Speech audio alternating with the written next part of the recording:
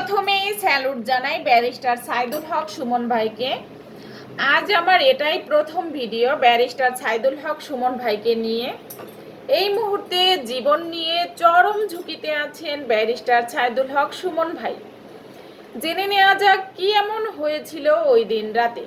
বৃহস্পতিবার ৭ June ২০২৪ barrister Suman ভাই সংসদে থাকাকালীন সময়ে তার নিজ এলাকার চুনারুঘাট থানার অফিসার্স ইনচার্জ ব্যারিস্টার সাইদুল হক সুমন ভাইকে ফোন দিয়ে জানান, আসলে আপনার সাথে বসতে হবে, গুরুত্বপূর্ণ কিছু কথা আছে।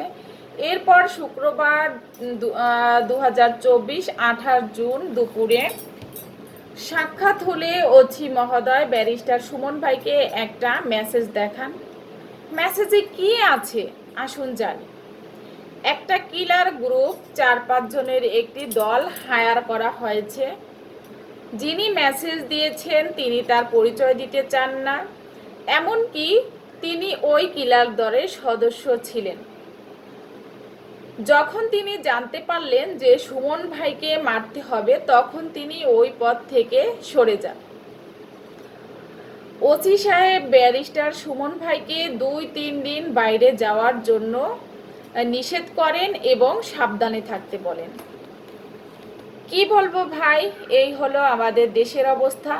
ভালো মানুষের দাম আমাদের দেশে নেই বললেই চলে। আমি এতটুকু বলবো, সুমন ভাই আপনি একটু সাবধানেই থাকবেন। আপনার ভালো কাজগুলো আমাদের অনুপ্রেরণা। সবাই সুমন ভাইয়ের জন্য দোয়া এবং আশীর্বাদ করবেন, তিনি যেন সুস্থ এবং সুন্দরভাবে ভালো থাকতে পারে।